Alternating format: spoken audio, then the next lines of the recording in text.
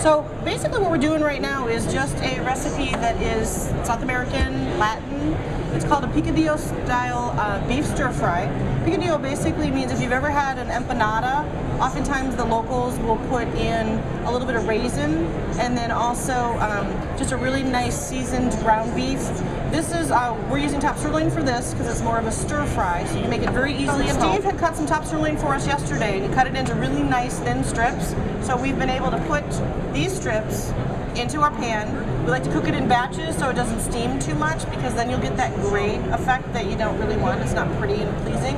So we want to put a batch in, usually anywhere from maybe like a third of a pound, half of a pound if you have a big enough pan. Get that going, and you're looking for just a nice little caramelization on the outside. And we take that out, put in another batch. So we're still using the same pan. We just need to use a little bit of back and forth between bowls. A little bit of cumin and a little bit of oregano.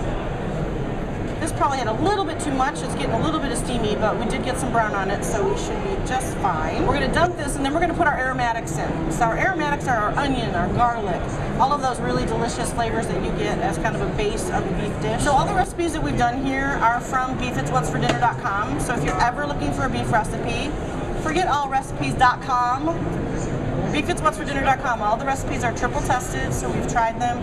We've used cuts from the consumer, from Safeway, from King Supers, from all these different stores around the country that are what we can buy at the store. So what the average consumer can buy at the store, and we use those and we test them and test them and test them to make sure that whomever makes them is going to have success with that beef. Sometimes people will stir fry and not let the onions get too soft. That's what we're going to do in this case, because if you're dealing with a really hot pan, you're putting onions in there and you're getting really hot really fast and they start steaming, they will end up caramelizing and then you get really sweet onions.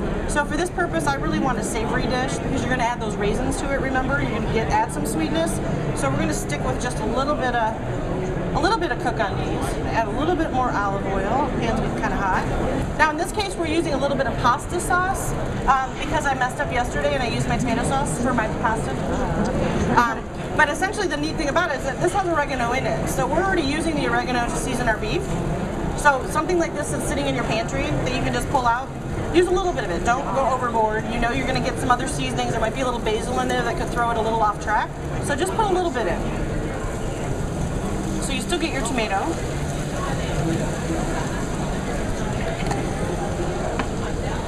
And this recipe is interesting because they add a little potato. And for this case, we're going to just put a little bit of hash brown. Give it a little bit of starch, a little bit of heft.